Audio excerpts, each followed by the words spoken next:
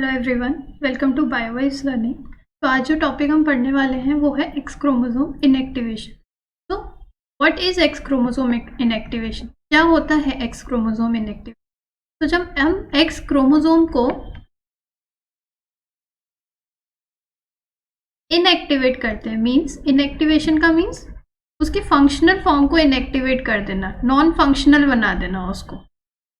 जब हम ये करते हैं, जब हमारा सेल जो होता है वो इनएक्टिवेट करता है, नॉन फंक्शनल फॉर्म बनाता है एक्स क्रोमोसोम की, उस प्रोसेस को हम बोलते हैं X chromosome inactivation, also known as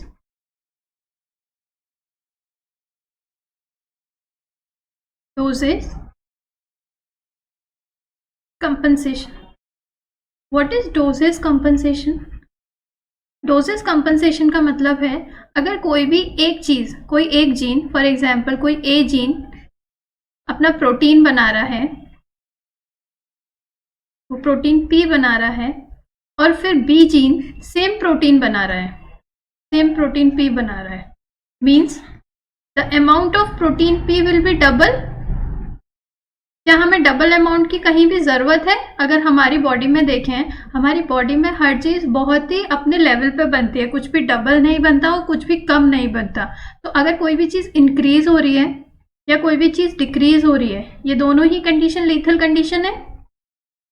lethal मतलब डेडली कंडीशन, मतलब there will be some disease अगर ऐसी कोई कंडीशन अकर होती है। तो अगर कोई भी दो जीन्स सेम प्रोटीन बना रहे हैं तो उसमें से एक जीन का इनएक्टिवेट होना जरूरी है। सेम अगर हम देखें in case of mammals, mammals में क्या होता है? मैमल्स में जो फीमेल्स होती हैं उनका सेक्स डिटर्मिनेशन कैसे होता है? उनके पास 2 एक्स क्रोमोसोम होते हैं, और जो मेल्स होते हैं उनके पास 1 एक्स एंड 1 वाई क्रोमोसोम होता है। तो अगर हम देखें, यहाँ पे अनजस्टिस नहीं है कि यहाँ पे सिर्फ एक एक्स क्रोमोसोम है और हमारे फीमेल्स के पास 2 एक्स क्रोमोसोम है। तो यहाँ पे क्या किया जाता है? यहाँ पे इनएक्टिवेशन किया जाता है, इनएक्टिवेशन ऑफ 1 एक्स क्रोमोसोम। और यहाँ पे तो सेम है, यहाँ पे तो एक एक्स क्रोमोसोम अपना प्रोटीन बना रहा है, वाई क्रोमोसोम अपना प्रोटीन बना रहा है, ये दोनों अपने प्रोटीन बना रहे हैं एंड सेम फंक्शन कर रहे हैं। तो यहाँ पे तो हमें एक्स क्रोमोसोम के इनएक्टिवेशन की जरूरत नहीं है, क्योंकि अगर यहाँ पे एक्स क्रोमोसोम का इनएक्टिवेशन हो गया तो यहाँ पे जो एक्स प्रोटीन बना रहा है वो बन ही नहीं पाएगा। तो this will also a lethal condition, ये भी एक लीथल कंडीशन हो जाएगी। तो हमें यहाँ पे कुछ नहीं करना होता, हमारे सेल को फीमेल के केस में 1 एक्स को इनएक्टिवेट करना होता है। अब क्या चांसेस है कि कौन सा एक्स इनएक्टिवेट होगा?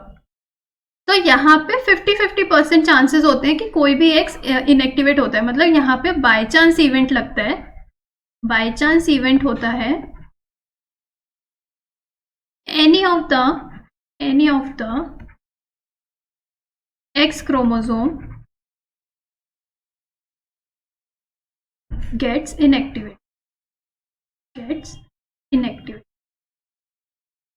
ठीक है। यहाँ पे कुछ भी ऐसा प्री डिसाइडेड नहीं होता कि किसी एक ही क्रोमोसोम, किसी एक ही एक्स क्रोमोसोम को इनएक्टिवेट करना होता है। यहाँ पे 50-50% चांसेस होते हैं कि कोई भी एक्स क्रोमोसोम इनएक्टिवेट होता है। अब बात आती है कि ये प्रोसेस होता कब है?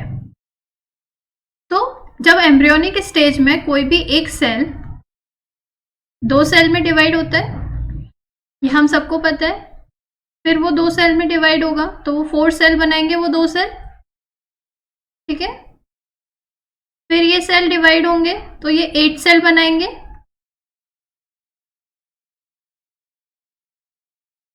ये 8 सेल स्टेज होती है। इस 8 सेल स्टेज को हम क्या बोलते हैं? इस 8 सेल स्टेज को हम बोलते हैं ब्लास्टोसिस्ट। ये जो ब्लास्टोसिस्ट कंडीशन होती है, यहाँ पर ही जैसे इन सबके पास XX क्रोमोसोम है, अगर ये XX है तो ये भी XX ही होगा।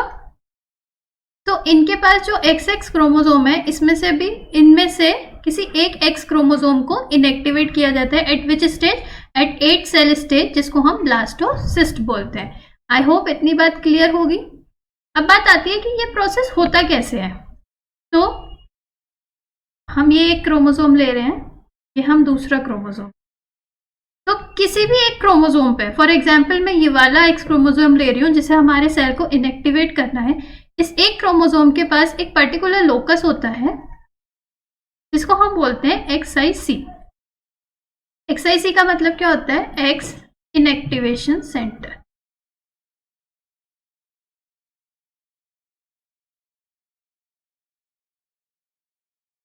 ये किसी भी सेल के पास, किसी भी एक्स क्रोमोसोम के पास हो सकता है। हमने इसका एग्जाम्पल लिया है कि इस एक्स क्रोमोसोम के पास ये वाला इनएक्टिवेशन सेंटर है। ये एक तरीके की लोकस है, लोकेशन है। लोकस मतलब क्रोमोसोम पे एक लोकेशन होना, इसकी एक पर्टिकुलर लोकेशन है एक्स इनएक्टिवेशन सेंटर की। ये एक सेंटर है जहां पे इनएक्टिवेशन अकर होता है। यहां से जो इसके पार्ट का जो डीएनए होता है, ये पर्टिकुलर नॉन कोडिंग आरएनए बनाता है।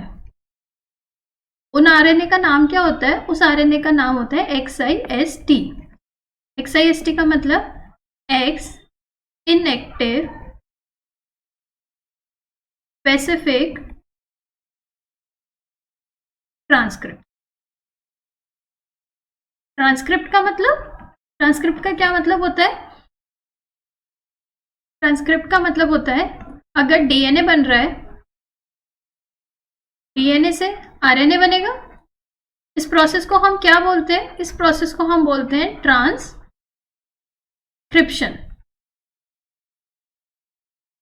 तो ट्रांसक्रिप्शन का जो प्रोडक्ट होता है दैट इज आरएनए। आरएनए को ही हम दूसरी लैंग्वेज में बोलते हैं ट्रांसक्रिप्ट। ठीक है, ट्रांसक्रिप्शन का प्रोडक्ट इज ट्रांसक्रिप्ट। तो इसका क्या नाम हुआ? X inactive specific transcript. जो एक्स इनएक्टिव हुआ है उसकी एक स्पेसिफिक ट्रांसक्रिप्ट, जो कि क्या है? Non coding RNA. अगर ये नॉन कोडिंग आरएनए है तो क्या ये प्रोटीन बनाएगा? ये प्रोटीन नहीं बनाएगा। क्यों? क्योंकि अगर ये नॉन कोडिंग आरएनए है तो इससे एक फंक्शनल फॉर्म ऑफ प्रोटीन बन ही नहीं पाएगा। तो इससे फंक्शनल फॉर्म ऑफ प्रोटीन बनेगा नहीं, इसके आगे ये कोई फंक्शनैलिटी गेन करेगा नहीं। ठीक है, इतनी बात क्लियर हुई। अब बात आती है, ये जो नॉन कोडिंग आरएनए होता है एक्सआईएसटी, ये करता क्या है? तो हम दूसरे पेज पे इसका मैकेनिज्म देखते हैं। ये एक्सआईएसटी क्या करता है?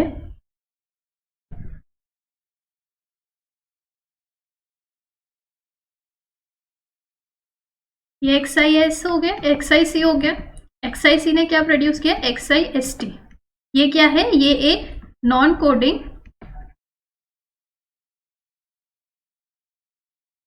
आरएनए है। ठीक है, ये जो नॉन कोडिंग आरएनए होता है ये जाकर के बाइंड करता है यहाँ पे, और ये हिस्टोन के मॉडिफिकेशन को इनहिबिट करता है। Inhibit histone modification. कौन कौन से मॉडिफिकेशन होते हैं यहाँ पे? एसिटाइलेशन होता है, डी एसिटाइलेशन होता है, मिथाइलेशन होता है। मेनली क्या करता है? ये मिथाइलेशन को ही रोक देता है। अगर हिस्टोन का मिथाइलेशन नहीं होगा तो उसकी रिमॉडलिंग नहीं हो पाएगी, क्रोमोसोम रिमॉडलिंग रुक जाएगी। अगर क्रोमोसोम रिमॉडलिंग ही रुक गई तो आगे चल के क्रोमोसोम अपनी फंक्शनैलिटी गेन नहीं कर पाएगा। फंक्शनैलिटी गेन नहीं कर पाएगा, वो फंक्शनल नहीं हो पाएगा, तो वो सिर्फ एक बार बॉडी बन के रह जाता है। ये जो दूसरा वाला एक्स क्रोमोसोम होता है ये बार बॉडी बन के रह जाता है, या फिर ये हेट्रोक्रोमेटिन के फॉर्म में रह जाता है, मतलब नॉन फंक्शनल फॉर्म में ये रह जाता है, क्योंकि इसके क्रोमोसोमल रिमॉडलिंग नहीं हो पाती है। क्रोमोसोमल रिमॉडलिंग नहीं होती है, वो फंक्शनैलिटी गेन नहीं कर पाता है। वो फंक्शनैलिटी गेन नहीं करेगा, वो क्रोमोसोम नॉन फंक्शनल रह जाएगा। अब बात आती है, अगर ये क्रोमोसोम दोनों साथ साथ है, ठीक है, ये क्रोमोसोम साथ साथ है, ये एक्सआईएसटी अगर इसको इनहिबिट कर रहा है, क्या वो इसको इनहिबिट नहीं कर सकता? ऑब्वियसली कर सकता है। इसके पास अगर फंक्शनैलिटी है तो ये दोनों क्रोमोसोम पे जाकर के फंक्शन करता है। बट यहाँ पे क्या होता है, ये वाला जो एक्टिव एक्स क्रोमोसोम होता है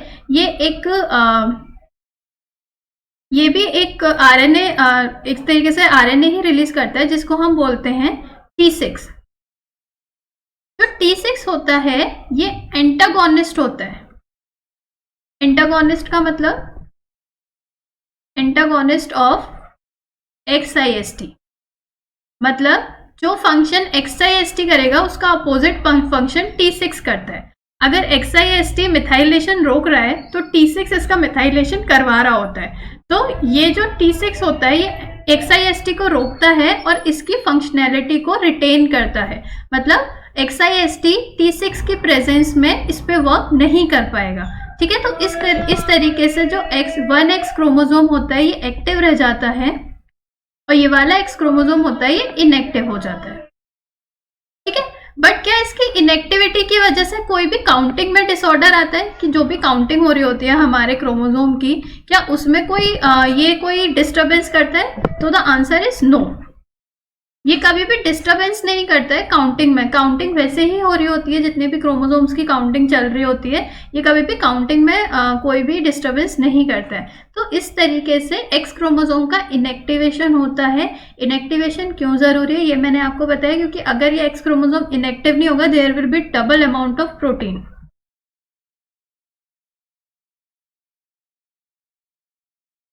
ओके, कौन सी स्टेज में होता है ये हमने बता दिया, ब्लास्टोसिस स्टेज में होता है। अब बात आती है ये जो इनएक्टिवेशन होता है इसमें हमने पढ़ा ये 50-50% चांसेस होते हैं। बट अगर हम देखें किसी किसी फीमेल के पास 2X क्रोमोसोम होते हैं, किसी के पास कभी कभी XXX क्रोमोसोम भी हो जाता है और टेट्रा X क्रोमोसोम भी हो जाता है। तो इसमें हम कैसे देखें कि किस तरीके से इनएक्टिवेशन होता है? तो यहाँ पे एक रूल आता है, उस रूल का नाम होता है, उस रूल को हम कहते हैं N-1 रूल। N-1 रूल क्या कहता है? अगर यहाँ पे N नंबर ऑफ क्रोमोसोम है